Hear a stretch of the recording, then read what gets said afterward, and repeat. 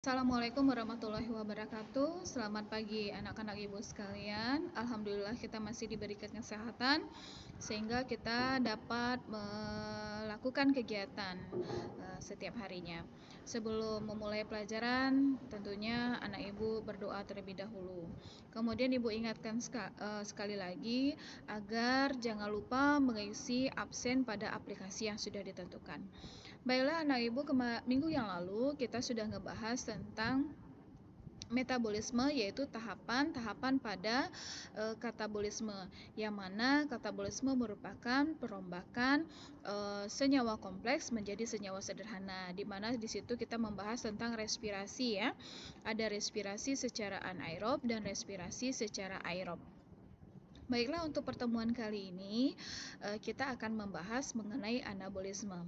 Nah, anabolisme kemarin sudah kita bahas bahwa anabolisme merupakan proses pembentukan senyawa yang kompleks yang berasal dari senyawa-senyawa yang sederhana, kemudian dibantu oleh energi. Nah, apa contoh dari proses anabolisme ini? Yaitu proses fotosintesis yang dilakukan oleh tumbuh-tumbuhan. Nah, di sini adalah anabolisme karbohidrat. Nah, ini contohnya kemarin kita sampaikan bahwa fotosintesis, yang mana dalam proses fotosintesis itu menggunakan energi cahaya matahari untuk membentuk senyawa kompleks, yaitu glukosa C6H12O6 yang berasal dari senyawa sederhana karbon dioksida dan air. Sehingga reaksinya anak ibu bisa lihat seperti ini. 12H2O ditambah 6CO2 dengan bantuan cahaya matahari dan adanya klorofil, maka terbentuklah senyawa kompleks yaitu C6H12O6 atau yang kita sebut dengan glukosa, kemudian dilepaskan oksigen dan dihasilkan air H2O. Nah, di mana proses terjadinya fotosintesis ini? Nah, proses fotosintesis ini terjadi di kloroplas, karena di dalam kloroplas kita temukan zat hijau daun yang disebut dengan klorofil. Kloroplas bagian-bagiannya mungkin di kelas 11 anak ibu sudah mengenal tentang jaringan tumbuhan ya. Nah, di situ ada kloroplas. Baik, ibu hanya mengulang saja. Di kloroplas itu kita temukan adanya stroma. Nah, stroma ini merupakan tempat glukosa terbentuk, yang mana glukosa terbentuk dari karbon dioksida dan H2O. Kemudian ada namanya tilakoid. Nah, apa fungsi dari tilakoid? Nah, tilakoid ini berfungsi untuk menangkap energi cahaya matahari, kemudian dirubah menjadi energi kimia. Nah, grana ya, bagian grana itu merupakan satu tumpukan dari tilakoid. Jadi kalau tilakoid maka akan membentuk grana. Nah, jalan dari reaksi fotosintesis ini ada dua reaksi ya, ada namanya reaksi terang. Kenapa disebut dengan reaksi terang? Karena reaksi ini tergantung dari cahaya matahari. Sedangkan reaksi gelap, nah reaksi ini reaksi yang tidak tergantung pada cahaya matahari. Jadi bisa anak ibu lihat seperti ini. Ini adalah kloroplas ya. Ini adalah kloroplas. Nah, ini prosesnya. H2O dan CO2 ya, itu masuk ke dalam kloroplas. H2O ya. Pada reaksi terang itu terjadi proses ya, H2O ini dipecah ya menjadi hidrogen dan oksigen. Nah, kenapa reaksi terang? Karena menggunakan cahaya matahari.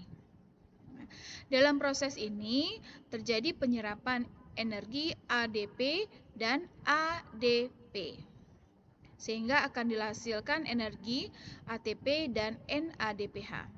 Nah, energi ini nantinya akan digunakan untuk proses reaksi gelap. Nah, dalam reaksi gelap ini itu dikenal dengan siklus Kelvin. Nah, prosesnya adalah terjadi pengikatan CO2 di udara melalui siklus Kelvin, maka CO2 ini akan dirubah menjadi CH2O atau gula. Untuk lebih jelasnya, kita akan membahas di sini. Proses penyerapan cahaya matahari itu diserap oleh foton, kemudian dirubah menjadi energi dalam bentuk ATP dan NADPH. Nah, reaksi terang ini terjadi pada membran tilakoid. Nah, reaksi ini tentu terjadi pada siang hari. Nah, apa yang dibutuhkan pada reaksi ini yaitu air. Nah, tahapannya adalah yang pertama, kloroplas yang mana di dalamnya terdapat klorofil, dia akan menyerap cahaya matahari yang cahayanya gelombangnya yang berwarna merah dan berwarna nila. Kemudian energi cahaya matahari yang sudah diserap tersebut nanti digunakan untuk memecah air. Nah, proses memecah air ini disebut dengan fotolisis air. Reaksinya dapat dilihat di sini. Jadi 2H2O dengan bantuan cahaya matahari, ya jadi H2O air ini diserap oleh akar, kemudian dibawa ke daun, kemudian dengan bantuan cahaya matahari ya terjadi penyerapan cahaya matahari oleh kloroplas, maka hidrogen ini akan dilisis. Ya, maka air ini akan dihidrolisis, ya akan dipecah menjadi hidrogen dan oksigen. Nah, hidrogen yang lepas itu nantinya ditampung oleh NADP. Jadi 2H2O ditambah 2NADP dengan bantuan cahaya matahari menjadi 2NADPH. Ya, hidrogennya tambah 2 hidrogen tambah oksigen. Nah, tahapan yang keempat, selama proses ini terjadi proses pembentukan ATP. Ya. Kemudian NADPH dan ATP yang dihasilkan tadi itu nanti akan kita gunakan untuk reaksi gelap. Nah, sebahagian oksigen akan dilepas, nah sebahagian lagi akan digunakan untuk katabolisme. Nah, sekarang kita masuk pada reaksi gelap. Nah, reaksi gelap disebut juga dengan reaksi Blackman atau reduksi CO2 atau yang disebut dengan siklus Kelvin-Benson. Nah, reaksi gelap ini terjadi pada stroma. Nah, pada reaksi ini dibutuhkan energi dalam bentuk ATP dan NADPH dan RUBP. Nah, ATP dan NADPH ini sudah kita hasilkan tadi pada reaksi terang. Nah, energi ini nanti akan kita gunakan, ya. Nah, kapan terjadinya reaksi gelap? Bisa pada siang hari dan pada malam hari. Siang hari berarti walaupun ada cahaya matahari, tapi reaksinya tidak membutuhkan cahaya matahari. Tahapannya, yang pertama dimulai dari fiksasi, ya fiksasi atau CO2 diikat. Atau yang disebut dengan fiksasi ribolusa bifosfat, ya RUBP5, artinya 5 senyawa C. Nah, senyawa 6 karbon labil boleh juga. Kemudian senyawa 6 karbon itu akan dipecah menjadi 2 fosfogliserat atau yang disebut dengan PGA. Kemudian PGA akan menerima gugus P. Gugus P ini diperoleh dari ATP. Sehingga kemudian elektron dari NADPH. Jadi kalau gugus P didapatkan dari ATP, sedangkan elektron itu didapatkan dari NADPH.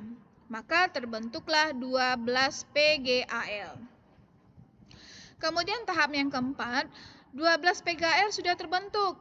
Nah, 10 PGAL itu akan kembali ke awal menjadi RUBP. Sedangkan sisanya yaitu 2 PGAL akan berkondensasi. Inilah yang akan membentuk glukosa 6 fosfat. Ya.